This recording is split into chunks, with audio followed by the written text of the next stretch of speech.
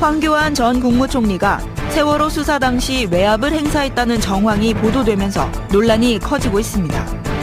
황교안 전 총리가 법무부 장관이었던 2014년 11월 세월호 참사 당시 사고 해역에 출동했던 해경 123 정장에 대한 업무상 과실치사 혐의 적용을 막지 못했다며 변찬후 당시 광주지검장을 질책했다는 겁니다. 당시 광주지검에 근무했던 관계자에 따르면 변 전 지검장이 법무부 청사에 불려가 부하 직원을 제대로 관리하지 못하고 휘둘리냐는 취지로 크게 질책을 당한 것으로 알고 있다고 설명했습니다. 또 당시 황 장관은 세월호 참사 뒤 박근혜 전 대통령과 정부 비판 여론이 거세지자 검찰이 업무상 과실치사 혐의를 적용 못하도록 대검과 광주지검을 압박했습니다. 여기에 우병우 당시 청와대 민정비서관도 대학 사법시험 동기인 김진모 대검 기획조정부장을 통해 업무상 과실치사 적용 배제 방침을 전달한 것으로 알려지면서 황 전 총리와 어떤 교감이 있었는지 의혹을 사고 있습니다.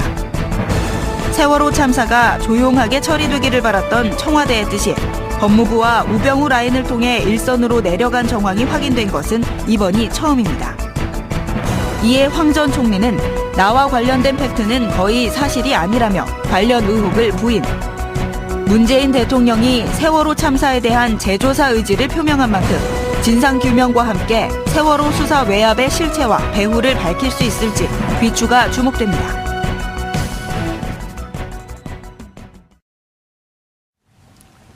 5월 29일 월요일 정봉주 품격시대 두 번째 이슈 들어가겠습니다. 황교안 전 총리가 세월호 수사 과정에서 외압을 행사했다는 의혹이 제기됐습니다. 세월호 참사에 대한 진실 규명을 원점부터 다시 해야 하는 이유가 하나 더 생긴 셈인데요. 이 문제와 관련해서 전문가 세 분 모시고 말씀 나눠보도록 하겠습니다. 고재열 시사인 기자 계속 자리하고 계시고요. 최강욱 변호사 자리하셨습니다. 안녕하세요. 예, 이정훈 평론가님 자리하셨습니다. 안녕하세요. 시청자 여러분들께서도 샵5400으로 다양한 의견 보내주시기 바라겠습니다. 자, 고재열 기자님. 네. 오늘 한겨레 신문에 특별 수사팀은 아니고요. 뭐죠? 특별 취재팀에서 정말 역대급 특종을 하나 터뜨렸어요. 예. 근데 기억을 되짚어 보시면 예. 특검 과정에서 세월호 수사 의혹 관련해 특히 우병우 전 민정수석 수사와 관련해서 예. 이 변찬후 재검장이 인터뷰를 하려다가 취소했었다라는 얘기를 그 얘기를 했죠. 누가 예. 했어요, 그거를? 손수호 변호사가 했었습니다. 아, 손수호 변호사가 했나요? 예. 그래서 저도 이제 그 인터뷰를 통해서 당사자를 통해서 그 수사 압력이 알려진다면 좀 의미가 있겠다 싶었는데 취소되어서 상당히 아쉬웠는데 지금 이제 인터뷰를 한 것은 아니지만 어쨌든 당시 이제 통화 대상자인 변찬후 지검장이 이건 아마 확인은 최소한 해줬겠죠. 왜냐하면 두 통화 대상자에서 황교안 전 총리는 확인 안 해준 사안이니까 이거는 이제 확인을 했을 텐데 황교안 전 이제 당시 법무부 장관일 때 무슨 검사장이 휘하 간부들을 컨트롤도 못하고 휘둘리느냐. 예. 그래서 123 정장에 대해서 과실치사제 적용된 것을 질책했는데 그 부분에 대해서 이것은 이제 장관의 직무 범위를 벗어난 명백한 직권남용인데 그것이 이 언론 보도를 통해서 지금 알려졌습니다. 예. 최강욱 변호사님. 예. 요 과정에 보니까 그 세 개 축이 나와요. 법무부. 예. 그 다음에 이제까지 계속 문제가 됐던 우병우 민정실이죠. 예. 예. 민정비서실. 예. 그 다음에 지금 새로 나온 게 이제 법무부. 예. 그리고 검찰. 지금 기사만 따르면은 법무부와 검찰이 충돌한 양상. 그렇게 보이는 거 아닌가요? 법무부가 청와대 지시를 받아서 어떻게든 검찰 수사에서 그 공무원의 책임을 묻는, 그러니까 해경의 책임을 묻는 부분을 빼려고 했었고요. 예. 핵심이 업무상 과실치사에 관한 부분인데, 예. 업무상 과실치사라는 거는 뭐냐면은 대표적으로 잘 알고 계시는 게 교통사고 같은 경우에 운전자가 업무상 과실치사로 처벌을 받죠. 예. 사망사고가 나면. 근데 현장에 출동한 해경이 제대로 조치를 하지 않았기 때문에. 123 정장. 그렇습니다. 예. 승객들이 제대로 구출되지 못하고 사망이 일어났다. 이 점이거든요. 그러니까 그 부분을 인정하게 되면 국가의 책임을 인정해야 되는 것이죠. 법리적으로. 그러니까 이제 그걸 앞장서서 막으려고 했던 것 같고, 지금 이번 보도는 이제 법무부, 검찰, 청와대 이걸 중심으로 나왔지만 당시를 또 한번 반추해 보시면 그 이정현 당시 홍보수석이 예. 그 KBS 보도국장에게 전화를 해가지고 아하. 뭐 욕설 섞어가면서 뭐 항의성 압박을 했다가 나중에 이제 저기 그 보도국장이 그걸 폭로하는 바람에 사장도 사퇴하고 뭐 이런 일이 있었지 않습니까? 예. 그때도 해경이 잘못했다고 보도하지 마라. 이게 요지였습니다. 그때 이제 부탁했던 요지가. 예. 그러니까 이제 이거는 청와대가 중심이 돼서 어떻게든 그 정부의 책임을 모면해 보려는 그런 시도를 한 것이고 그 과정에서 실제 이제 수사를 담당하고 있는 수사팀에다가 직접적인 압력을 넣었다. 예. 그래서 그리고 이제 그 과정에서 위법 사실이 많이 있었고 또 그런 의혹들이 과거에도 관련자들의 일부 진술을 통해서 쭉 제기가 됐었고 그래서 이 부분들을 특검에서 명확히 조사해서 규명해 달라라는 얘기까지 있었는데도 불구하고 그 부분 수사할 뭐 저기 여력도 없었고 그 확실히 특검법의 범위에 있는지도 좀 명확하지 않아서 그냥 대충 조사하고 검찰로 넘긴 셈이었거든요. 그렇죠. 특수본 2기에서는 안 했죠. 그렇습니다. 근데 특수본 2기는 아예 이제 하지도 않았고요. 그리고 황교안 씨는 당시 이제 대통령 권한대행에 위치해 있으면서 자기는 절대 그런 일을 한 적이 없다라고 계속 부인을 해왔다가 이번에 이제 그렇게 지시를 하고 법무부와 검찰의 어떤 라인들이 각 카운터파트가 어떻게 돼가지고 움직였다는 게 지금 다 드러났기 때문에 예. 이제는 뭐 조사를 피할 수 없는 상황인 것 같습니다. 이종훈 평론가님, 이게 몇 네. 개월 동안을 추적을 한 것 같아요? 예? 몇 개월 동안을 추적을 한 것 같아요? 기사를 봤더니. 네, 그런 것 같기도 하고 또 좀 제보자들도 좀 있는 것 같고요. 내부. 예. 그렇지 않으면 이렇게 상세하게 좀 알려지기가 좀 쉽지 않죠? 예. 일단 그렇게 추정을 해볼 수 있을 것 같고. 자, 그런데 예. 사실은 이 세월호 참사 당시의 이 수사, 특히 초기 수사와 관련해서는 그러니까 그때는 김기춘 전 실장이 우병우 그 당시 민정비서관보다는 훨씬 더 힘이 있을 때였습니다. 예. 그러니까 우병우 황교안 라인이 그때는 이 수사와 관련해서 더 핵심적으로 작동한 라인이다. 우병우 이제 전 민정수석은 그 당시 이제 비서관으로 민정비서관으로 막 들어간 지 들어왔을 얼마 때죠. 안 돼서 예. 그러니까 약간 보조자 역할을 했다. 이렇게 보는 게 정확할 것 같습니다.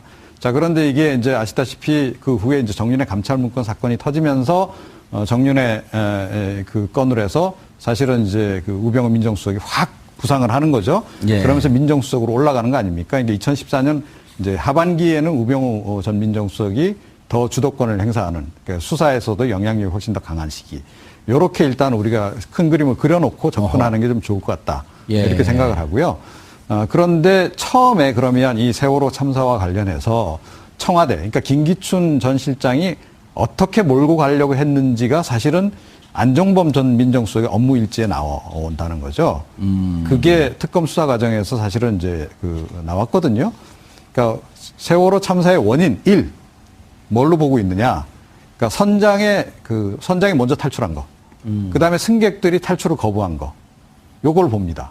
그 다음에 두 번째로 찝는 게 해경의 초동작전 실패. 그리고 3위 뭐냐 하면, 그 유병헌, 이름이 금방 생각 안 나서, 유병헌 이제 전 그 세모그룹 회장. 그 당시 이제 청해진 해운의 예. 회장이잖아요. 그쪽 일당이 불법 개조한 거다. 그러니까 요렇게 이미 세 가닥으로 접근하려고 벌써 이렇게 작전을 다 짰던 거예요. 안종범 일제 나오나요? 예. 그게 이제 김영한 전 민정수석 이제 그 업무 일제도 부분적으로 나오는데 예. 보니까 확실히 기록은 안종범 전 수석이 거의 4초 수준으로 딱 한 것 같아요. 그래서 그 티타임에 티타임 가지면서 그 당시 이제 김기춘 전 실장이 딱 언급한 내용을 딱 메모를 딱 세 가지를 딱 한 거죠. 자, 그렇게 실제로 수사도 진행이 돼요. 그러니까 기억나실지 모르겠는데 세월호 참사 터지고 나서 곧바로 특별수사본부 만들고 제일 먼저 구속시킨 사람들이 이 선장과 선원들입니다. 그랬었죠. 예. 그 다음에 뭐 어디를 이제 급습하나요? 유병헌 전 회장. 청해진. 예. 그쪽 자택이니 뭐 사무실이니 예. 압수수색 들어가죠. 인천 본사까지요. 예. 그 다음에 이제 해경을 손을 보는데 해경도 원인으로 보긴 했으나 해경을 좀 수사를 하다 보니 이게 자칫 잘못하다가는 대통령 책임으로 이게 결과적으로 귀착이 될 것 같거든요. 국가의 책임으로. 예. 예. 그러니까 그 이후 이제 후반기 유병헌에 대한 수사 거의 마무리 짓고 또 이 해경에 대한 수사 부분은 좀 뒤로 미루면서 그 해경 수사 부분은 이런 식으로 사실은 무마를 하려고 했던 그런 그 흐름으로 일단 이제 읽힙니다. 예. 예. 두 가지 측면에서 좀 보충 설명을 드리면, 그러니까 하나는 당시에 어떻게 보면 정무적 판단이었겠죠. 그러니까 김기춘 전 실장의 정무적 판단 뭐냐면 청해진 쪽으로 유병헌한테 관심을 집중시켜야 된다. 예, 대중의 관심, 그리고 구원파가 어떤 조직이고 그런 쪽으로 이 대중의 관심을 일단은 그쪽으로 집중시켰고 사실은 성공을 했습니다. 그때는 유병은 도대체 어디 갔느냐. 나중에 이제 발견됐어도 이게 이 사람이 진짜가 맞느냐 아니냐 그런 식으로까지 국민적 관심에 그렇죠. 유병헌 회장에게 모든 관심을 몰았죠. 그렇죠. 그러니까 그 성공한 작전이었고 또 하나는 이 해경의 책임을 물을 때 보고 내용이 관건입니다. 그러니까 계속 청와대와 해경 간에서 보고했던 부분이 그 부분이 밝혀졌을 때 대통령이 난감해지는 거죠. 계속 청와대에서는 동영상 있느냐 그리고 VIP에 보고할 내용이나 그러니까 VIP의 지시 사항이 어떤 제대로 구조하라는 그런 부분들이 있지도 않고 요구하는 것은 이제 동영상이나 그런 부분들. 그래서 이게 구체적으로 당시 해경이 잘 못했다는 게 드러나는 것은 청와대가 세트로 같이 드러나는 것이었기 때문에 끊을 수밖에 없었다고 볼 수 있을 것 같습니다. 예, 최 변호사님. 예. 자, 이제 전체적인 그림 속에서 그러면 정부의 책임을 면하려고 하는 과정에서 이제 이런 문제들이 나온 거 아니에요? 예. 그러니까 이제 황교안 법무부 장관이 실질적으로 변찬호 광주지검장에게 직접 질책을 했다는 거 아닙니까? 예. 그러니까 업무상 과실치사를 적용해가지고 기소한 다음에 결국은 이제 영장이 기각되는 바람에 불구속 기소를 할 수밖에 없었는데 예. 변찬호 지검장한테 무슨 검사장이 부하들도 통솔을 못하고 그따위로 일을 하느냐 이렇게 얘기를 했고 얘기한 걸로 끝난 게 아니라 이제 다음 인사 때 좌천까지 시켰죠. 예. 광주지검 검사장을 하던 사람을 대검 광역부장으로 보냈는데 그 자리는 원래 후배가 하던 자리입니다. 그러니까 이제 지난번에 우리 윤석열 검사장 그 중앙지검장 예. 인사하고 나서 뭐 기수가 어떻고 이런 얘기 많이 나왔는데 그랬죠. 당시에 박근혜 정부 때만 해도 이 검찰의 기수를 굉장히 중요시하는 그 기수가 곧 그 상하 관계가 되고 서열이 되는 예. 이거를 뭐 아주 군과학조처럼 지키던 때인데 그 상황에서 그 변찬우 검사장을 대검 광역부장으로 보냈다는 얘기는 나가라는 얘기거든요. 뭐 실제로 변찬우 광역부장이 옷을 벗고 나왔습니다. 아, 임명 그쪽으로 발령되자마자 바로 옷을 벗나요? 조금 있다가 나왔습니다. 예. 예. 그러니까 이제 원래 고검장을 가야 될 사람을 거기다가 이제 좌천시킨 셈이 됐기 때문에 당시에도 말이 많았고 요게 이제 또 재밌는 것이 우리 그 변찬우 검사장 같은 경우에는 광주지검장을 했지만 경북대 출신이에요. 그 국세청에서 왜 도곡동 땅 사건 때문에 고초를 겪었던 안원구 국장하고 예. 동기입니다. 아하. 동기인데 예. 그 안원구 국장님 말씀을 들은 적이 있었는데 그때 하여튼 그렇게 밀려나고 나서 되게 분해했다. 변찬호 지검장이. 변찬호 검사장이. 그리고 중간중간에 이제 뭐 기자회견을 하겠다는 얘기도 일부 있었었고 뭐 기자들이 접촉을 하면은 얘기를 일부 해주기도 하고 지금 말하기 곤란하다고도 했었고 예. 그리고 이제 이번에 이 특종을 한 한겨레 팀이 지난번에 그 돈봉투 회식 사건을 특종한 바로 그 팀이에요. 그러니까 저는 그런 생각이 들더라고요. 이제 내부에서 지난번에 출연했을 때 제가 말씀드리기를 검찰이 이제 개혁도 눈앞에 두고 있지만 예. 신규 인사를 앞에 두고 있기 때문에 윗대를 다 쳐낸다. 예, 내부에서 이제 제보가 있을 예. 것이다라고 말씀을 드렸었는데 예. 뭐 그런 거의 일환으로 과거에 내부에서는 다 알고 있던 얘기들이 이제 권력에 짓눌러서 내지는 자기 출세욕 때문에 얘기를 안 하고 있다가 이제는 다 터져 나오는 거 아닌가. 예. 그리고 당시에 검사들 입장에서도 이 정말 그 심각한 참사를 맞이해서 나름의 역할을 하고 싶어 하지 않았겠습니까? 그래도 사람이라면. 그럼요. 그런 예. 상황에서 책임을 확실히 묻고자 하는데 이게 이제 권력이 개입하니까 그런 점에 대해서는 언젠가는 터질 일이 터졌다. 그렇게 보는 게 맞는 것 같습니다. 이평론가님, 네. 우병우 민정수석에게 물었어요. 변찬호 광주지검장에게 영행 전화하지 않았습니까? 나 전화 안 했습니다. 지금 이 기사 보니까 전화 안 했네요. 직접 전화한 적이 없어요. 아, 그렇죠. 근데 예. 이제 김진모 자기 동기, 현재 서울 남부지검장으로 이렇게 나오는데 대검 기획조정부장을 통해서 김진모 자기 동기고 친구를 통해서 변찬호 광주지검장에게 연락을 하라고 한 걸 봤더니 그때는 이제 청와대 들어온 지 초임이고 그렇죠. 바로 그거죠. 그러니까 예, 보조 축이면서 어쨌든 예. 직접 전화 안 했네. 우리가 괜한 걸 물어봤네. 그런 셈이죠. 예. 자, 그렇다고 해서 그러면 이제 이 죄가 면해지느냐 그건 아니다라는 예. 거죠. 그러니까 이번에도 이제 그 외압을 행사하는 이 과정들을 보게 되면 초반에는 황교안 그 전 총리가 상당히 중요한 역할을 하죠. 그러니까 김기춘 황교안 라인이 더 힘이 있던 시절에 그랬다가 이제 2014년 11월 달 뭐 이렇게 후반기로 넘어가게 되면 우병우 전 민정수석이 결국 뭐 수사 방해를 구체적으로 하는 거 아닙니까? 예. 그러니까 해경 그 서버 그 이렇게 압수수색하는 거에 대해서 뭐 이렇게 못하게 하고 이제 이런 조치들을 이제 취하는 이런 것들을 보면 확실히 이제 후반부로 가면서 역시 우병우 전 민정수석이 좀 힘이 세졌다라고 하는 것이 여기서도 좀 확인이 좀 예. 이제 되는 거죠. 예. 조금만 제가 보완을 해서 말씀드리자면 예.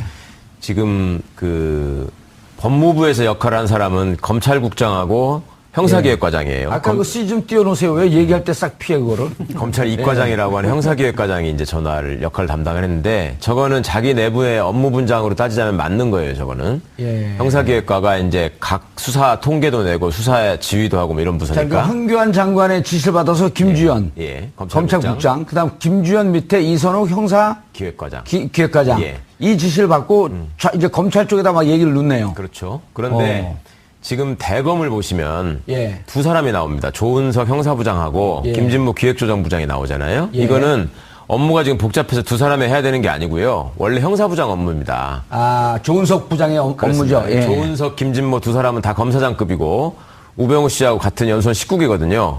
그런데 조은석 형사부장은 고대 출신이고 아하. 김진모 형사부장은 서울대 동기예요, 둘이. 예. 그다음에 김진모 부장이 저 변찬우 검사장하고 과거에 평검사 시절에 법무부에서 같이 근무를 했습니다. 누가요? 김진모. 아하. 김진모 예. 기획조정부장이. 그러니까 우병우 입장에서는 자기 친구한테 얘기하는 게 더 편한 것이고. 변창로가 선배죠, 근데. 그렇죠. 기수로 선배입니다. 예. 변찬우 검사장이 선배인데 과거에 이제 근무연이 김진모, 변찬우 둘이가 있었기 때문에 김진모 부장이 변찬우 저 검사장한테 전화를 해서 아, 형 왜 그래? 예. 어? 청와대 뜻이 이런데 병우가 이렇게 얘기하는데 그만 그 선에서 물러나는 게 좋겠어. 이렇게 얘기하기 편한 입장이거든요. 그러니까. 그러니까 찾았네요. 그러니까 우병우가 또 저 라인을. 그렇죠. 그러니까 저것이 단순히 그냥 뭐 검사장급이고 같은 동기고 이러니까 할 수 있는 거 아니냐를 떠나서 지금 공적인 업무를 사적인 인연을 통해서 지금 해결해 보려고 했단 말입니다. 예. 이런 점들이 지금 검찰이 갖고 있는 적폐라는 것이 어떻게 좀 정리돼야 할 것인가도 이번에 좀 함께. 그런데 저기서 이제 조은석 형사부장은 지금 뭐 제가 지금 본 바로는 예. 그러니까 약간 좀 비협조적으로 했던 거 아닌가요? 그래서 뭐 언성이 좀 오가고 뭐 이제 고성이 좀 오가고 뭐 이렇다는 얘기도 좀 나오고. 김주현 이제 검찰국장하고 이제 좀 견해가 네. 틀렸다고 하는 건데. 자, 이제 그러니까 사실은 이제 그 우회로를 찾은 격이 아닌가. 그렇게 보는 게 정확하지 않나. 그러니까 그림이 다 똑같이 표현되다 저기서 이제 보니까 다 공범으로 전체적으로 이렇게 보이는. 전체적으로 보면 김진태 검찰총장은 그때 당시에도 무슨 소문이 있었냐면 검찰 내에 힘이 없고 허공에 그냥 떠 있다 사상 누각처럼. 그리고 그 밑에 실질적으로 아까 말씀하셨던 비서실장이 검찰 쪽에 직접 라인을 대고 있다. 이런 얘기들이 돌고 있을 때거든요. 그러니까 지난번에 안태근 검찰국장 얘기할 때도 우리가 얘기를 했지 않습니까? 예. 검찰국장만 딱 통하면 사실은 예. 그러니까 이 대검찰청 검찰총장이니 이런 거 경유 안 하더라도 다 통제가 가능하다라고 말씀드린 적이 그렇죠. 있는데 이제 저 때는 황교안 전 총리도 사실은 이때 보면 바로 이 검찰국장한테 그냥 이렇게 지시를 내려서 바로 일을 추진하잖아요. 예. 자, 그걸 보면 이제 검찰총장 옆으로 약간 제껴놓고 일을 이렇게 진행을 해버린 거죠. 저 때는 이제 김주현 검찰국장이었고 이듬해 이제 안태근 네, 검찰국장이 이제 들어오는 그 구도가 되는 건데 아 그럼 이걸 보면 지금 아까 우리 그 그래프를 보면 법무부 장관 그다음 검찰 그다음에 청와대 그러니까 법무부 장관 뒤에는 비서실장이 있었고 청와대에서도 이제 신진으로 들어온 신참 우병우가 여기서 공을 좀 세우려고 자기 친구 김준모한테 연락을 해서 저 변찬우 저 선배한테 연락해라. 라고 하면서 어쨌든 이 사건을 덮으려고 총력전을 펼친 거네요. 이게 이제 검사 출신들이 저지른 불법이라는 데 심각성이 있습니다. 지금 무슨 검사들이 그 검찰 개혁 얘기가 나올 때마다 검찰의 독립성을 항상 정치 권력이 침해해 왔기 때문에 문제지 우리 스스로는 문제가 없다. 예. 이런 식의 논리를 내세우거든요.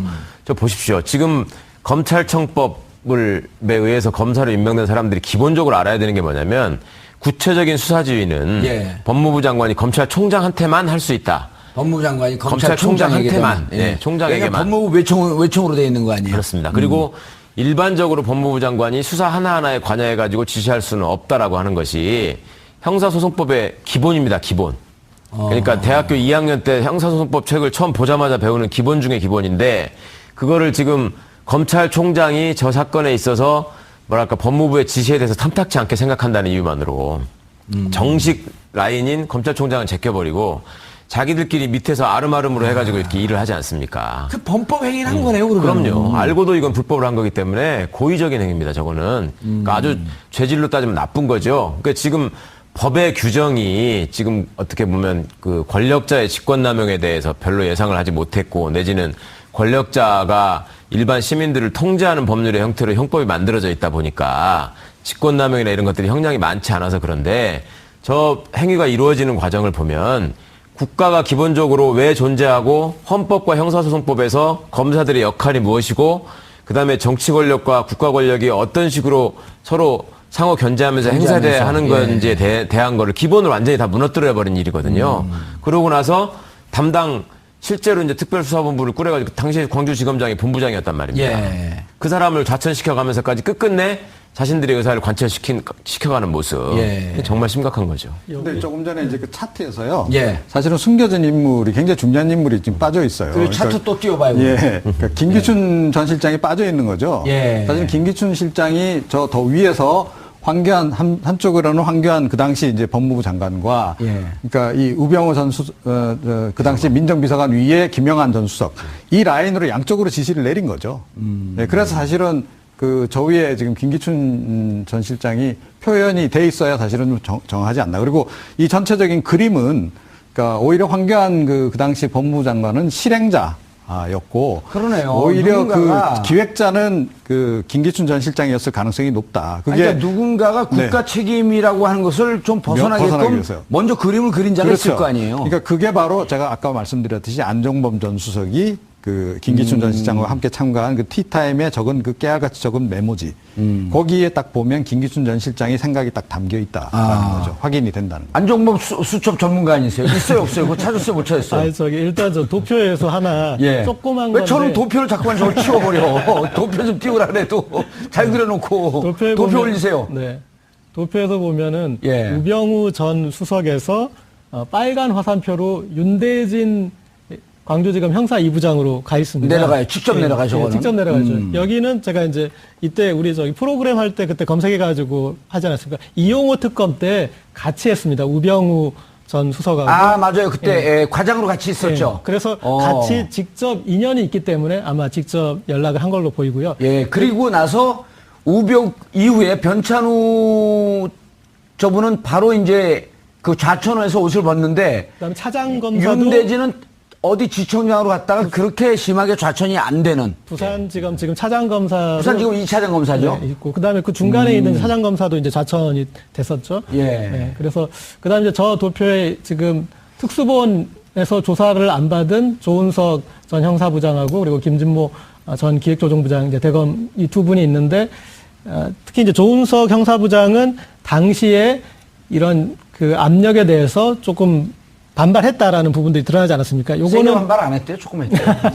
근데 어쨌든 간에 지금 계속 선명하게 우병우 라인과 또 뭐 황교안의 역할 이런 것들이 드러나면서 이 검찰 개혁을 위해서 지금 추진하는데 검찰이 반발이 있을 수도 있다. 검난이 일어날 수도 있다라고 그런 일각의 우려가 있었는데 안에서는 지금 치열하게 내부 투쟁을 해서 당시의 어떤 그 적폐에 대해서 내부적으로 문제 제기가 되고 있는 그 부분도 저희가 또 중요하게 좀 예. 바라봐야 될 것 같습니다. 최 변호사님. 예. 자, 책임자 처벌 넘어가기 전에 우리 뭐 이제 댓글은 벌써 이제 책임자 처벌이 올라오는데 우리 시청자분들이 좀 급해요. 빨리 처벌을 해주길 원하는데 자, 일단 그 이후에 좌천시키는 과정. 네. 이게 무슨 그 조폭들이 보복하듯이 쫓아가면서 좌천을 시키잖아요. 찍어내기로 했습니다. 그러니까 지금 광주 검사장, 변찬우 검사장한테 모욕적인 좌천성 인사를 해가지고 예. 나갈 수밖에 없게 아래 만든 급수가 것도 가는 있고. 대로. 그렇습니다. 당시에 광주지검 차장검사에 이두식 검사라는 사람이 있었는데 예. 여기가 검찰의 요직을 다 거쳤던 나름 총망받는 검사였습니다. 이두식 차장. 예. 예. 여기도 옷을 벗게 만들었습니다. 근데 반면에 저렇게 이제 제대로 수사하는 거를 못하게 방해하는 역할을 한 사람들, 예. 법 적용하는 거를 못하게 한 사람들, 우병우 민정비서관 나중에 민정수석이 되죠. 예. 황교안 씨 법무부 장관으로 지금 수사에 저 개입하고 저 방해한 게 저것만 있는 게 아닙니다. 다들 알고 계시는 국정원 댓글 사건에서도 예. 거기다가 선거법 적용하지 말라고 계속 압력을 넣었던 사람 아닙니까? 그렇죠. 그래갖고 예. 최동욱 총장하고 부딪힌 거 아니에요. 그렇습니다. 예. 그렇게 해서 검찰총장 쫓아내고 그러고 나서 그러니까 본인이 말하자면 그 윗분의 뜻을 받들어 예. 뭐 김기춘 씨를 통했든지 아니면 박근혜 씨한테 직접 받았든지 그렇게 해서 충성을 다한 대가로 밑에서 제대로 일하고자 했던 사람들은 전부 다 옷을 벗기거나 좌천시켜서 다 날려보내고 그렇죠? 그다음에 본인은 그다음에 국무총리 대통령 권한 대행으로 계속 승승장구하고 예. 우병우 씨 역시 마찬가지로 계속 승진하고 자 이런 모습을 검찰에다가 또 계속 보여줬단 말입니다. 말을 잘 듣지 않으면 너희들도 다 저렇게 날아가고. 된다. 네. 말을 잘 들으면 나처럼 된다. 아하. 이렇게 해서 검찰을 장악하려고 한 것이고 또 검찰을 권력의 개로 만들어서 통제하고 이용한 것이죠. 그러니까 이 부분은 새 정부가 얘기하고 있는 검찰 개혁을 위해서는 반드시 진상이 규명돼야 하고 저기 전화를 받았던 윤대진 형사 2부장 이 사람이 이제 여러 특검에서도 진술을 하고 또 그 전에 국회 특조위가 있기 전에도 예. 나한테 전화했었다. 그다음에 서버 압수수색 하지 말라고 했었다. 그리고 압수수색 그것 때문에 지연됐다라는 부분을 확인해 줬었거든요. 그렇죠. 예.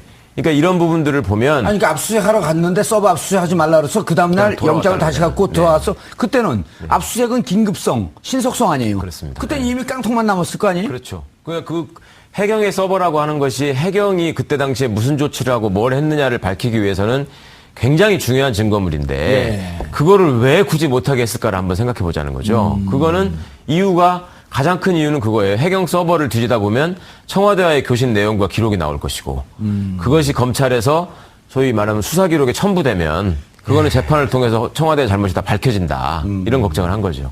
알겠습니다. 이종원 평론가님. 네. 야, 저걸 쫓아가면서 이렇게 다 좌천시키는 거, 그거 어떻게 생각하세요? 저건 딱 우병우 스타일 아닌가요? 우리가 봤듯이. 아. 그러니까 저 때는 우병우 전 수석이 상당히 이제 심의를 받기 시작하던 그렇죠. 시기였다라고 봐야 그리고 됩니다. 그 이듬해 2015년 5월, 네. 4월인가 5월에 민정수석이 되고, 네. 안택은 검찰국장을 시키고, 이제 안택은 검찰국장 인사권을 쥐고 있으니까. 네, 그렇습니다. 그러니까 그 과정들을 보면, 그러니까 이 인사보복 부분에서는 황교안 주연이 전 우병우일 총리보다는 것이다. 오히려 우병우 전 민정수석이 주도적 역할. 그래서 자기 라인으로 싹 바꾸면서 보복할 건 보복도 하고 예. 했을 가능성이 더 높지 않을까 이런 추정을 좀 해봅니다. 추정이 아니라 추정이 팩트를 그렇다던가요? 어디서 들은 것 같은데요. 예? 그거 슬쩍 추정이라고 그거 둘러대는 것 같은데. 뭐 여러분들 다 보셨지 않습니까? 우병우 라인이 어떻게 포진되는지 그 이후에. 예. 좌천에서의 애프터 서비스가 상당히 인상적이었는데. 우리가 아니, 사람 죽었는데 그거 애프터 서비스라고 이렇게 전문용어로 희화시키면. 확인 사살이라고 하니까 예. 조은석 형사부장 같은 경우 보니까 이제 뒤에 동기가 있던 청주지검장 자리로 간 다음에 그 뒤에 다시 초임 검사장이 부임하는 사법연수원 부원장으로 부원장. 그러니까 예. 점점점 그러니까 두 번째는 더 낮추는 거죠. 예. 한 번 낮췄다가 두 번 낮추고 이게 언론 장악 과정에서 보면은 이제 KBS나 MBC에서 거기에 반발했던 간부들에게 두 번 징계하는 사례가 나타나요. 그러니까 이 뭐 기획 취재 했던 이제 팀장을 했던 그 기자를 부산지국으로 총국으로 보냈다가 여기 좀 불안하네 다시 더 지국으로 보내자 이렇게 해서 보내는 사례가 있는데 보내갖고 주차 관리시키고. 이제 이런 사례에서 보니까 이 조은석 형사부장에 대해서는 이제 두 번에 걸쳐서 인사 불이익을 준 부분이 결국 인상적입니다. 조은석 형사부장이 옷을 벗나요? 아닙니다. 그러니까 이거는 조금 제가 알고 있는 거하고 약간 다른데 예. 조은석 형사부장은 그 다음에 청주지검장을 갑니다. 예, 그러고 나서 청주지검장이요? 사법연수원 부원장을 가는데요. 그 전에 청주지검에서 했던 사건이 좀 무리하게 잘못된 게 있었습니다. 그래서 이제 검찰 내부에서는 그런 문책성도 좀 포함되어 있다 이렇게 생각을 하는데 또 일각에서 볼 때는 저 조은석 검사장이 또 호남 출신이거든요. 그러니까 이제 이런저런 것들을 복합적으로 생각하다 보면 또 물먹인 거 아니냐 이런 견해가 나올 수도 있겠습니다. 그런데 하여튼 저 부분은 그렇고요. 아까 제가 말씀드리다가 하나 지금 빼먹은 게 생각나서 그러는데 우병우 민정비서관이 당시에 김진모 검사장한테 대검 기획조정부장한테 예. 연락을 했다 그랬잖아요. 예. 그게 이제 대학 동기이고 연수원 동기이고 또 그렇기도 하지만 아주 뭐 친구라고 그러더라고요. 예, 저 김진모 씨가 이명박 정권에서 또 민정비서관을 했었어요. 이명박 청와대에서. 아. 네, 그때 이제 그 총리실 민간인 사찰 사건에 나중에 뭐 디가우징을 해서 뭐 증거를 없애고 이런 거 하지 않습니까? 예, 예. 그때 컨트롤 타워였거든요. 그러니까 민정비서관은 뭘 하는 건지 얘기하기가 둘이 서로 편한 거야. 예. 청와대의 잘못을 덮으려면. 예, 민정비서관, 그러니까 우병우는 박근혜 정부 시절에 민정비서관. 김진모가. 예. 김진모는 이제 이전에 예, MB 이명박 정부 시절에. 시절에 민정비서관 하니까 예. 민정비서관에 대해서 미리 김진모가 우병우에게 예.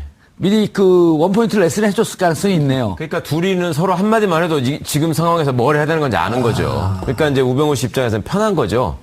그런저런 얘기를 하기가. 거기다가 예. 김진모 검사장은 변찬우 검사장하고 또 개인적인 근무연도 있고 하니까 예. 야, 네가 좀 얘기해가지고 저기 좀 말 좀 듣게 해봐. 이런 거였겠죠. 지금 윤대진 광주지검 형사부장, 지금 부산지검 2차장 검사로 있는데 이분은 지금 그 부산지검 차장검사면 완전 계속 좌천의 길을 걸어가는 건 아니지 않나요? 그건 아닙니다. 거기는 이제 윤대진 검사는 소위 기자들 분들이 얘기하시기를 대윤 소윤 해가지고 예. 과거에 이제 중수부와 서울중검 특수부를 거치면서 윤석열 검사가 대윤, 예. 윤대진 검사가 소윤, 그래가지고 예. 뭐 둘이 같이 다닌다, 같이 하면서 중요한 수사를 많이 한다, 이렇게 이제 지목받았던 분인데 저기도 이제 그 학교로는 우병우보다 1년 선배예요. 윤대진 검사가. 오. 그런데 연수원 기수가 6기수 차이가 나요. 누가고요? 시험이 늦게 돼가지고. 아, 그럼 여기 24기인가요? 25기. 25기? 예. 오. 그렇다 보니 이제 과거에 중수부에서 같이 근무할 적에 근무원으로 얘기를 할 수 있는 상대라고 생각했겠지만 그 윤대진 검사 입장에서는 저거를 그대로 수용해서 따르기에는 자기는 일선 현장의 형사부장으로서 예. 그거를 그대로 수용할 수가 없었던 측면이 있을 겁니다. 그러니까 그 윤석열 검사가 과거에 국정원 댓글 사건 수사를 하면서 국정원 직원들 빨리 돌려보내 이런 지시를 거부했지 않습니까? 예. 그러니까 이제 마찬가지거든요. 윤대진 검사한테도 해경하지 마 이렇게 한 건데 그 다음 나가서 다음 나가서 또 받아갖고 했고. 또 한 예, 거 아니에요? 예. 그 윤대진 검사는 실질적으로 우병우 검사의 한 6년 후배, 선배네요? 아니 대학은 1년 선배고 네. 검찰로는 6년 후배고. 아, 우병우하고? 예, 예. 오. 아. 야, 그럼 이분은 과거에 우병우하고 무슨 그 이용호 특검 때 같이 근무했었다라고 할지라도 어쨌든 결은 다른 분이네요. 그렇죠. 이제 결과적으로 당시에는 이 압수수색의 어떤 시급을 다투는 사안이었기 때문에 거기에서 이렇게 그런 우전 수석의 우전 비서관의 말을 따르지 않은 것으로 봐서는 결을 다르게 봐줄 수가 있는 거죠, 충분히. 야, 그럼 이종훈 평론가님. 그 해경 수사 부분은요. 그러니까 예. 청와대가 첫 방침하고 이후 방침이 약간 좀 바뀐 것 같아요. 그래요? 그러니까 앞서 말씀드린 대로 처음에는 그러니까 해경도 굉장히 책임이 있다. 해경 쪽에 일단은 그래서 수사도 진행을 하고 했던 그렇죠. 거예요. 자, 그런데 이게 자칫 잘못하면 이제 국가 청와대 책임으로. 책임으로 또 박근혜 전 대통령의 책임이 이제 불똥이 튈 가능성이 높아지니까 예. 그 부분만 차단을 하려고 이제 시도를 한 거죠. 이제 그런 과정에서 이런 이제 외압들이 이제 발생하는 것이고 시점상으로도 보더라도 예. 이게 이제 2014년 거의 이제 후반기 접어들어서 일이잖아요. 그러니까 예. 처음에 그러니까 여름 내내는 사실은 뭐 그 관심을 끌었던 게 유병헌 회장 그 건이잖아요. 맞습니다. 예, 그러다가 그 건이 어느 정도 정리가 사망으로 뭐 어찌됐건 뭐 확인이 되고. 그러면서 뭐. 물밑으로는 자, 이 싸움이 계속 예, 벌어지고 그렇게 있었던 거네요. 되고 나니까 이제 국민적 관심도 이제는 해경 쪽으로 자연히 해경 예. 수사 쪽으로 도는 거죠. 자, 이렇게 되다 보니까 이거 자칫 잘못하다간 이거 큰일 나겠는데 싶으니까 그때 이제 수습에 들어간 그런 그 상황이라고. 윤석열 중앙지검장이 와서 세월호 사건을 다시 들여다보겠다. 이런 것에 대한 이미 특검 때 이런 거에 대한 사전 인지가 좀 있었을 거라고 그렇게 보이세요? 당연히 있었죠. 그러니까 조금 전에 말씀드리지 않았습니까? 그러니까 안종범 전 수석의 그 수첩에 이 내용이 딱 나온단 말이에요. 그리고 김영한 전 민정수석 같은 경우에도 비망록에 이 예. 관련 내용이 굉장히 많이 나오지 않습니까? 세월호 7시간 또 규명하는 게 또 특검의 또 주 임무 가운데 하나였었고 그런데 제대로 못했단 말이에요. 미진하다라고 생각을 할 겁니다. 그래서 아마 이 부분도 앞으로 하지 않을까 이렇게 생각합니다. 예. 최강 변호사님, 특검에서 특수본 2기로 넘길 때 재청구하게 되면 우병우 수석에 대해서 100% 영장이 발부될 것이다. 결국 안 됐단 말이에요. 그럼 이제 세월호 지금 재수사 다시 들여다보겠다 했는데 이 황교안이나 이 수사를 막은 사람들이 무슨 법에 저촉이 되는 건가요? 그러니까 우선적으로 직권남용이고요. 예. 그다음에 이게 참 나쁜 것이 지금 과거 특검이 수사를 할 적에 윤대진 부장이 진술서를 제출한 걸로 알고 있습니다. 예. 그때는 우병우 전 수석의 직권남용과 관련한 혐의와 관련해서 이제 얘기를 한 거고, 그다음에 그런 자료들이 다 그대로 검찰로 넘어갔죠. 그런데 기억하시겠습니다만 얼마 전에 검찰이 기소를 하면서 우병우 씨를 위증 부분으로만 한정을 해서 기소를 했어요. 예. 그러니까 해경에 수사하지 말라고 했던 부분은 어차피 나중에 보니까 수사할 거를 다 했기 때문에 그거는 무슨 권리행사 방해까지 이루어지지 않아서 강요죄를 적용할 수가 없고 그냥 그때 청문회에 나와가지고 자기가 수사팀에다가 전화한 적이 없다라고 얘기한 것이 거짓말로 밝혀졌기 때문에 위증으로 기소한다. 사실이네요. 전화한 적 없네, 수사팀에. 김준모 그렇습니다. 통해서 했네. 예. 예. 그러니까 이런 것들을 검찰이 자기 내부 식구들을 조사하기 싫으니까 덮어버린 꼴입니다. 예. 그러니까 이거는 직무유기와 직권남용의 점을 들어서 다시 한번 밝혀야 될 지점이 되고요. 그다음에 검찰이 앞으로 황교안. 제대로 검찰청법 위반. 거듭나기 위해서라도 예. 지금 검찰청법에 정해진 절차나 수사지휘의 형식이나 이런 것들이 왜 이렇게 다 형해화돼 버렸는지 그리고 그런 것들이 다 형해화된 상태에서 지시를 받은 그 아래 국장급이나 뭐 과장급의 참모들이 그렇게 움직이면 안 된다는 거 아는 사람들이 왜 저런 짓을 다 했는지 뻔히 알면서 예. 그 뭘 믿고 저렇게 했는지 이유는 하나입니다. 권력이 시키는 일이고 권력이 좋아하는 일이고 권력의 눈치를 봐야지 자기가 출세하니까 저렇게 한 거 아닙니까? 그러니까 저렇게 하기 위해서는 어떤 제도 개선이 이루어져야 되겠는지에 대해서도 국민들께서도 함께 생각해 보셔야 될 것 같고 검사들도 정말 깊이 반성해야 될 일이라고 알겠습니다. 이종훈 평론가 짧게. 그러니까 우병우 수사농단 관련한 국정조사를 제대로 해야 될 것 같아요. 그러니까 앞서 말씀드린 대로 전쯤에 주장한 건데. 예, 앞서 말씀드린 바와 마찬가지로 이 인사 보복에는 우병우 전 수석이 개입했을 적극 했을 가능성도 굉장히 있고 예. 그다음에 정의나 감찰 문건 부분도 지금 다시 조사를 좀 해야 되는 거 아닙니까? 거기도 이렇게 또 우병우가 보면 나타나네. 그렇죠. 우병우 전 수석의 부상하는 그 과정 전체가 이거하고 다 연관이 있어요. 세월호 참사부터 시작해서. 그렇기 때문에 우병우 전 민정수석에 대한 국정조사를 실시를 해야 이게 좀 답이 보일 거다. 이렇게 수사 방해에 대한 국정조사를 하자. 그렇죠. 알겠습니다. 듣던 중 제일 반가운 소리네요. 네. 세월호 참사를 수사하던 광주지검 소속 검사들에 대해 외압을 행사한 것은 우병우 전 수석만의 일이 아니었습니다. 황교안 법무부 장관도 이 수사 방해에 적극 나섰다는 언론 보도가 나왔습니다. 우리 귀를 의심케 하는 내용입니다.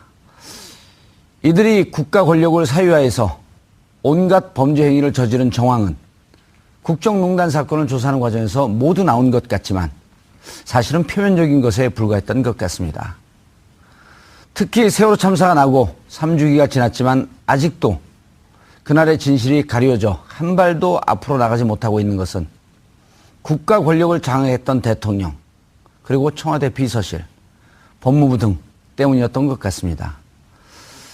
이 정도면 국가의 탈을 썼던 극악무도한 범죄 집단이라고 해도 과언이 아닐 것 같습니다. 이들을 철저하게 수사해야 합니다. 도둑을 잡고 범죄자를 잡는 것은 적폐청산이 아닙니다. 그냥 법을 위반한 범죄자를 처벌하는 것에 불과한 것입니다. 이런 범죄 혐의자를 수사하지 않는다면 국가의 존재는 의미가 없을 것입니다.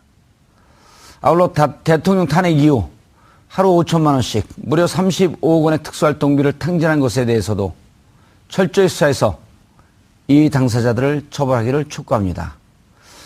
법의 엄격함, 범죄를 저지르면 반드시 감옥에 간다는 너무도 간단한 진실의 힘을 보여주시길 문재인 정부에게 바라겠습니다.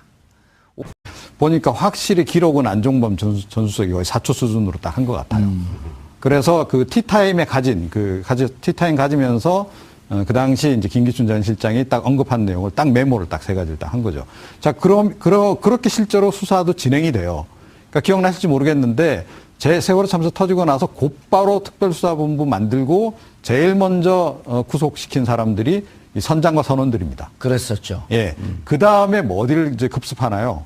유병헌 전 회장. 청해진. 예. 그쪽 자택이니 뭐 사무실이니 예. 압수수색 들어가죠. 인천 본사까지요. 예. 그 다음에 이제 해경을 손을 보는데 해경도 원인으로 보긴 했으나 해경을 좀 수사를 하다 보니 이게 자칫 잘못하다가는 대통령 책임으로 이게 결과적으로 귀착이 될 것 같거든요. 국가의 책임으로. 예. 예. 그러니까 그 이후 이제 후반기 수사 이제 유병헌에 대한 수사 거의 마무리 짓고 또 이 해경에 대한 수사 부분은 좀 뒤로 미루면서 그 해경 수사 부분은 이런 식으로 사실은 무마를 하려고 했던 그런 그 흐름으로 일단 이제 읽힙니다. 예. 예. 두 가지 측면에서 좀 보충 설명을 드리면, 그러니까 하나는 당시에 어떻게 보면 정무적 판단이었겠죠. 그러니까 김기춘 전 실장의 정무적 판단 뭐냐면 청해진 쪽으로 유병헌한테 관심을 집중시켜야 된다.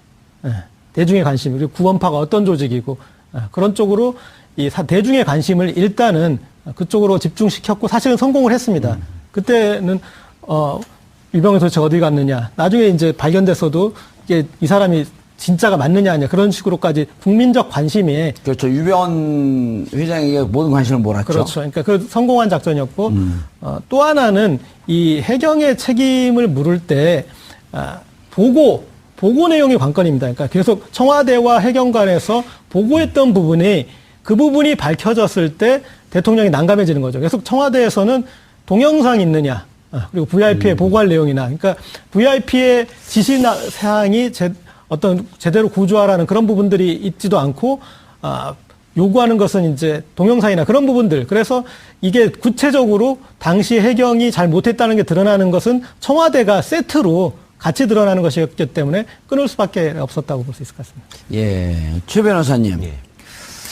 자, 이제 전체적인 그림 속에서 그러면 정부의 책임을 면하려고 하는 과정에서 이제 이런 문제들이 나온 거 아니에요? 예. 그러니까 이제 황교안 법무부 장관이 실질적으로 변찬호 광주지검장에게 직접 질책을 했다는 거 아닙니까? 예. 그러니까 업무상 과실치사를 적용해가지고 기소한 다음에 결국은 이제 영장이 기각되는 바람에 불구속 기소를 할 수밖에 없었는데 예. 변찬호 지검장한테 무슨 검사장이 부하들도 통솔을 못하고 그따위로 일을 하느냐 이렇게 얘기를 했고 얘기한 걸로 끝난 게 아니라 이제 다음 인사 때 좌천까지 시켰죠. 예. 광주지검 검사장을 하던 사람을 대검 광역부장으로 보냈는데 그 자리는 원래 후배가 하던 자리입니다. 그러니까 이제 지난번에 우리 윤석열 검사장 그 중앙지검장 예. 인사하고 나서 뭐 기수가 어떻고 이런 얘기 많이 나왔는데 그랬죠.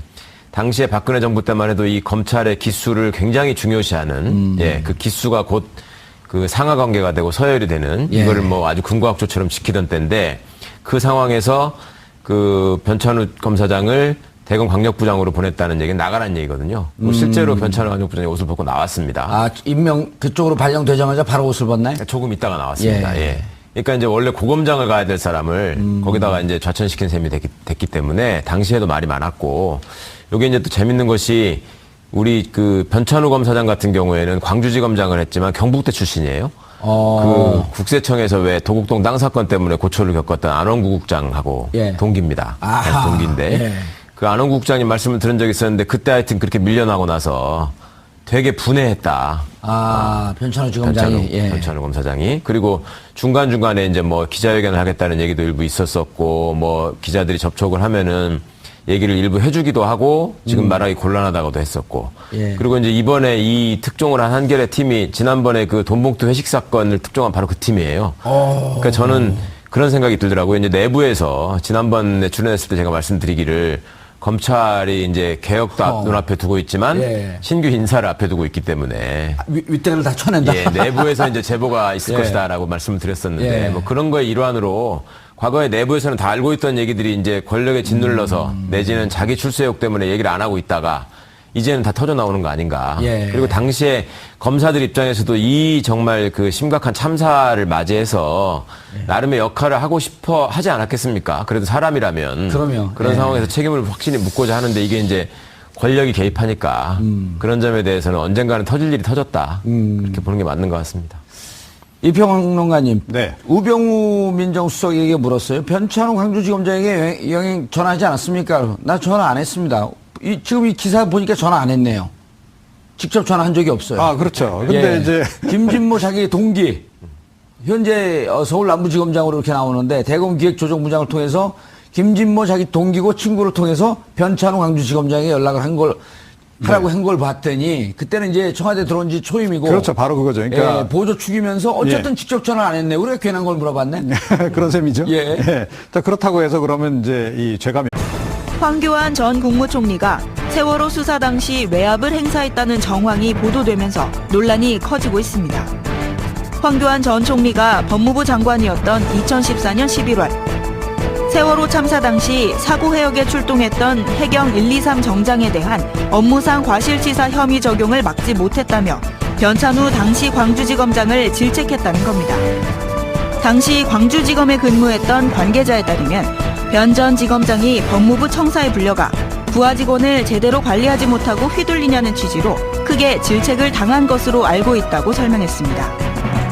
또 당시 황 장관은 세월호 참사 뒤 박근혜 전 대통령과 정부 비판 여론이 거세지자 검찰이 업무상 과실치사 혐의를 적용 못하도록 대검과 광주지검을 압박했습니다.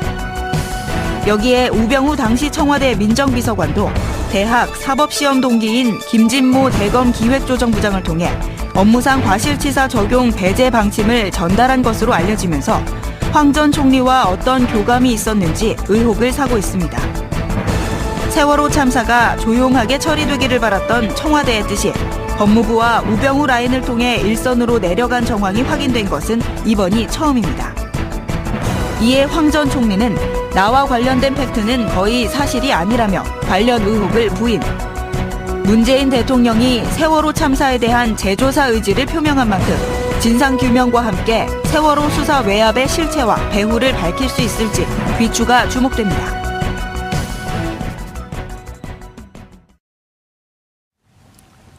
(5월 29일) 월요일 정봉주 품격시대 두 번째 이슈 들어가겠습니다. 황교안 전 총리가 세월호 수사 과정에서 외압을 행사했다는 의혹이 제기됐습니다. 세월호 참사에 대한 진실 규명을 원점부터 다시 해야 하는 이유가 하나 더 생긴 셈인데요. 이 문제와 관련해서 전문가 세 분 모시고 말씀 나눠보도록 하겠습니다. 고재열 시사인 기자 계속 자리하고 계시고요. 최강욱 변호사 자리하셨습니다. 안녕하세요. 예, 이정훈 평론가님 자리하셨습니다. 안녕하세요. 시청자 여러분들께서도 샵5400으로 다양한 의견 보내주시기 바라겠습니다. 자, 고재열 기자님. 네. 오늘 한겨레 신문에 특별 수사팀은 아니고요. 뭐죠? 특별 취재팀에서 정말 역대급 특종을 하나 터뜨렸어요. 예. 근데 기억을 되짚어 보시면 예. 특검 과정에서 세월호 수사 의혹 관련해 특히 우병우 전 민정수석 수사와 관련해서 예.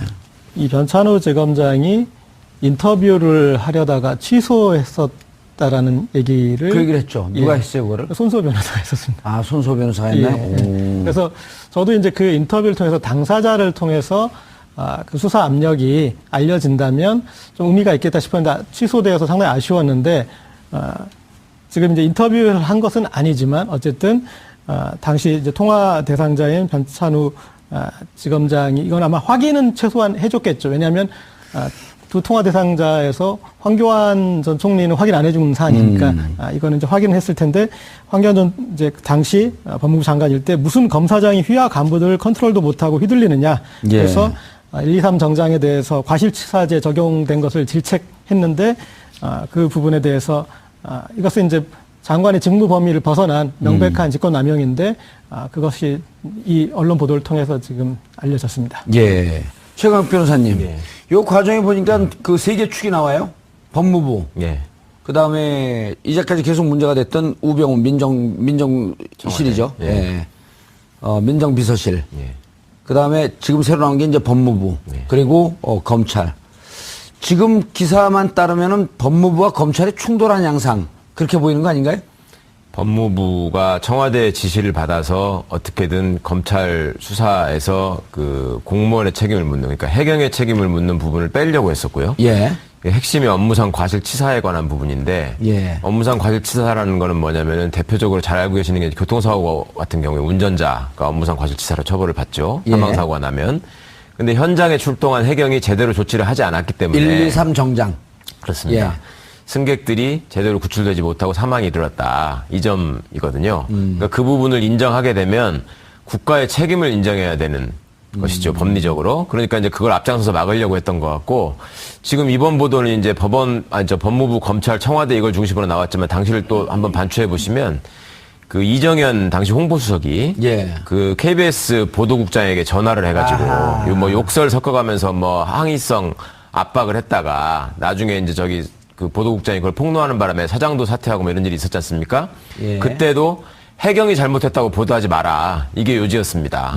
그때 이제 부탁했던 요지가. 예. 그러니까 이제 이거는 청와대가 중심이 돼서 어떻게든 그 정부의 책임을 모면해 보려는 그런 시도를 한 것이고, 그 과정에서 실제 이제 수사를 담당하고 있는 수사팀에다가 직접적인 압력을 넣었다. 예. 그래서 그리고 이제 그 과정에서 위법 사실이 많이 있었고, 또 그런 의혹들이 과거에도 관련자들의 일부 진술을 통해서 쭉 제기가 됐었고, 그래서 이 부분들을 특검에서 명확히 조사해서 규명해 달라라는 얘기까지 있었는데도 불구하고 그 부분 수사할 여력도 없었고, 그 확실히 특검법의 범위에 있는지도 좀 명확하지 않아서 그냥 대충 조사하고 검찰로 넘긴 셈이었거든요. 그렇죠. 특수본 2기에서는 안 했죠. 그렇습니다. 근데 특수본 이기는 아예 이제 하지도 않았고요. 그리고 황교안 씨는 당시 이제 대통령 권한대행에 위치해 있으면서 자기는 절대 그런 일을 한 적이 없다라고 계속 부인을 해왔다가 이번에 이제 그렇게 지시를 하고 법무부와 검찰의 어떤 라인들이 각 카운터파트가 어떻게 돼가지고 움직였다는 게 지금 다 드러났기 때문에 예. 예.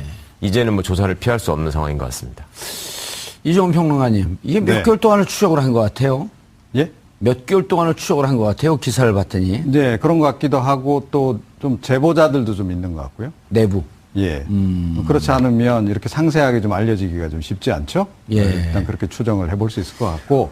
자, 그런데 예. 사실은 이 세월호 참사 당시의 이 수사, 특히 초기 수사와 관련해서는 그러니까 그때는 김기춘 전 실장이 우병우 그 당시 민정비서관보다는 훨씬 더 힘이 있을 때였습니다. 예.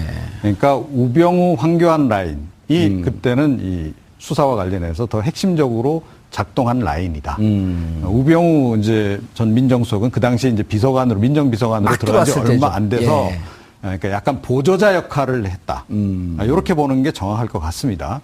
자, 그런데 이게 이제 아시다시피 그 후에 이제 정윤회 감찰 문건 사건이 터지면서 정윤회 그 건으로 해서 사실은 이제 그 우병우 민정수석이 확 부상을 하는 거죠. 예. 그러면서 민정수석으로 올라가는 거 아닙니까? 근데 2014년 이제 하반기에는 우병우 전 민정수석이 더 주도권을 행사하는 그러니까 수사에서도 영향력이 훨씬 더 강한 시기.